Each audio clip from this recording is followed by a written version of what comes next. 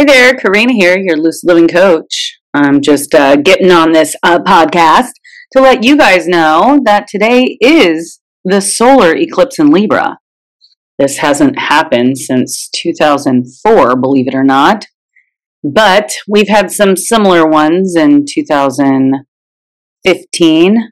A lot of things are wrapping up, coming to the head, being revealed in the area of the hidden things, relationships, and our money. So eclipses are malefic by nature. Hey, guess what? Paint and Sips coming up on October 20th. Downtown Martinez at William Welch Tasting Room at 837 Main Street.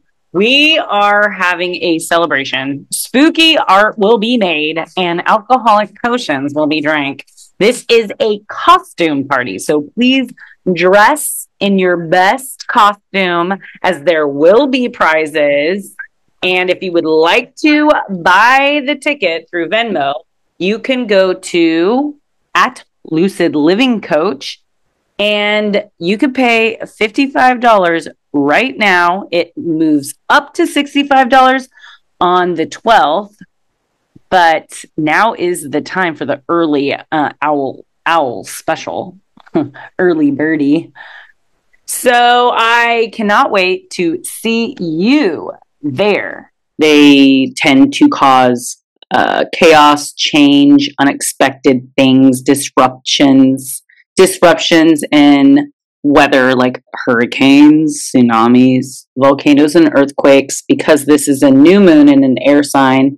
Air and fire, or air and water, because the eclipse in Pisces that just happened, that full moon eclipse, is water. So we're looking at water and air, which is hurricanes and tsunamis. Anything that has to do with air, tornadoes, air or water. Also, speaking of air and fire, we have a geomagnetic storm heading towards Earth. Could be coming up pretty soon, as we did have a huge solar flare on, let me see, I think that was the 1st, October 1st or 2nd.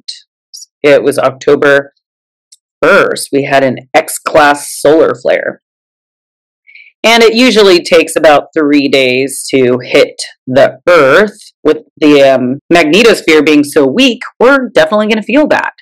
So my tips on handling these kinds of DNA upgrades that our bodies are going through is drinking plenty of water, taking your vitamins, vitamin B complex and B12s. Like the Bs are going to be very helpful because it causes us to be tired. We're drained. We're having upgrades. We're trying to integrate all these new energies, radiations that are coming from the sun. Salt baths are extremely helpful in protecting your field. Our body gets tired, heart palpitations. So if you're experiencing kind of anxiety or heart palpitations, that's most likely what it is. We should be feeling it probably around the 3rd or 4th. There's something called Faraday fabric. They have clothing made out of it as well, but I have some. You can just drape it over you if you're feeling like a little off. But yeah, the salt baths definitely help. What else we got going on? We have this, okay, so this new moon solar eclipse is conjunct Lilith. So I want to talk a little bit about Lilith and Lilith's story. She is considered to be one of the dark feminines, I guess you could say, archetypes. She dates back in the Garden of Eden. It was apparently Adam's first wife. Her name was Lilith. And God had created them out of the dirt. They were equals. I would consider this like a twin flame, the equal masculine and equal feminine. Well, Adam wanted to, dominate her. I think it was sexually. He wanted to be on top and didn't want to allow her to be on top. So she repelled and she fled the Garden of Eden and left Adam all by his lonesome. Well, Adam didn't like that. He became very lonely and I think he asked God to create a woman for him. So God created a woman named Eve out of his rib. So she is a subservient because she is not an equal. She was not created. She was not the first woman to be created, and when the first man and woman to be created. But Eve was apparently the second woman that was created out of Adam's rib, and she is considered the obedient good wife. We can maybe call that the light feminine, and then you have the dark feminine, Lilith. Now, Lilith is found in everyone's natal birth chart. It kind of looks like a moon, a mini moon with a cross on the bottom. If you look in your birth chart, you can see what zodiac sign it is in. Right now, it is exactly conjunct this new moon. So the sun and the moon sit together at 10 degrees with black moon Lilith. Mercury is sitting at the 11th degree, blending the energies. So Mercury is our mind. It's the way we communicate, the way that we think things, and the way our mind works. Let's talk a little bit about this Lilith through the zodiac. So Lilith is kind of our instinctive, raw, and unfiltered desires and our authentic, darker selves, kind of. It's the things that we can't really explain. It's very instinctual by nature.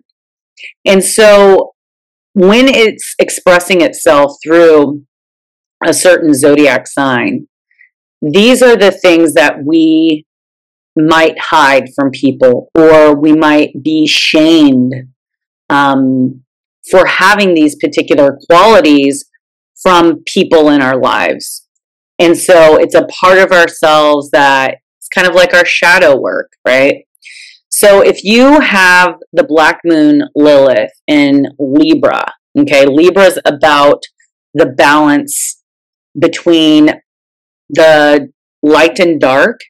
It's ruled by Venus. It's a feminine energy of partnership, relationship, and harmony and balance and mutuality. This is give and take. Will we get the same things in return is kind of our question. Will we get our needs met? Let's say if you get mad or frustrated, this is usually due because there's not balance or fairness. And maybe you were hurt because of this lack of control that you have towards this balance and mutuality and fairness. You don't like to see when people are not, like, if people aren't sharing, okay, if they're not giving the same as they're allowing. So there's some justice, a part of this Libra energy. It doesn't want to fight or have conflict because that's the opposite in Aries. Libras want to get along, and sometimes it's to the point where they feel like relationship is so unfair, where that they might be giving a lot more than they're receiving, that these people just decide maybe it's just better to be alone, because it brings up this anger and this resentment. And the Libra in this black moon Lilith in Libra could also maybe feel like they're being taken over by others. And maybe in relationships, they lose themselves to a point where, man, I'm having a hard time balancing my needs with the needs of my partner. There's this hard energy about denying oneself. And it's like, if we don't remember ourselves, then no one's going to remember us. So it's like, we have to take care of us. We are our person, okay? So you can't find love outside of yourself, it's inside of yourself. We are the ones that have to protect ourselves and stick up for ourselves and speak up for ourselves.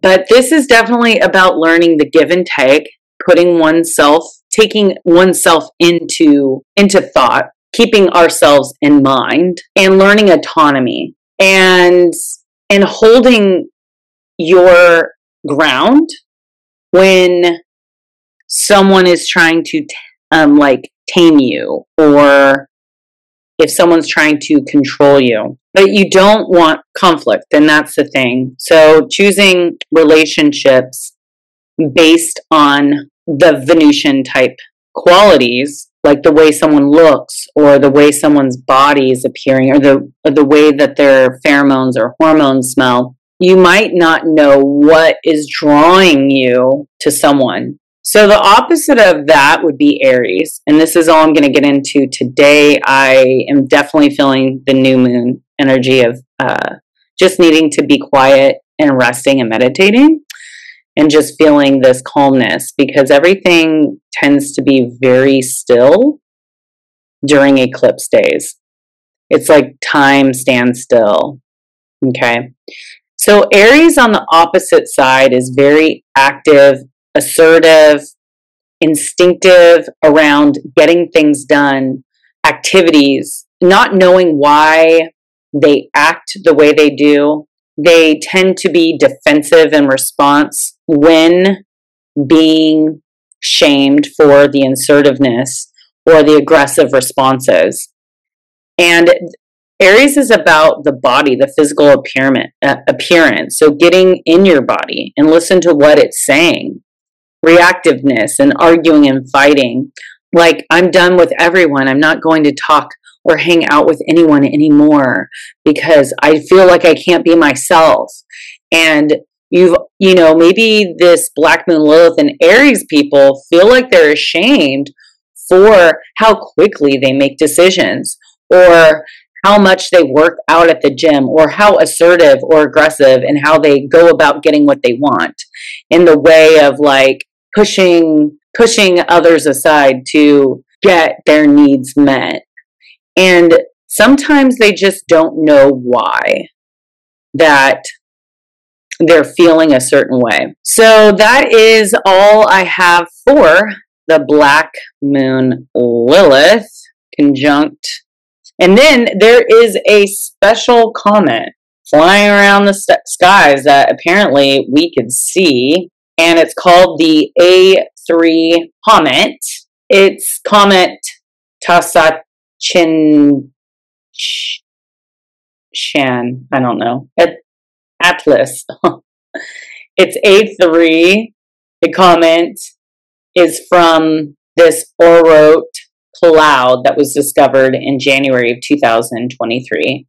It became visible to the naked eye on September 27th this year, 2024, when it passed perihelion at the distance of 0.39 AU. The comet is named after the Purple Mountain Observatory in China, Atlantis, South Africa, which independently discovered it. So it's known for its nickname, Tasachin. The comet is currently visible in the east before sunrise, but only in the photographs. So yeah, that picture my neighbor took was for sure that comet. So thank you for listening. Thank you for following my podcast. So we talked about the solar eclipse and the Black Moon Lilith, the geomagnetic storm, and a little bit about that A3 comet that's flying through the sky. Thank you for everyone who leaves comments and likes and shares. I appreciate them. Appreciate your contribution and following. And if you enjoyed today's podcast, be sure to subscribe and leave a review, or follow me on Instagram at lucid_living_coach. Stay tuned for the next podcast, most likely talking about the water. Until then, keep your cosmic minds open, your scales balanced, and your intuition alert. Wishing you the best new beginning for this solar eclipse in Libra today, October 2nd, 2024. Till next time, peace out.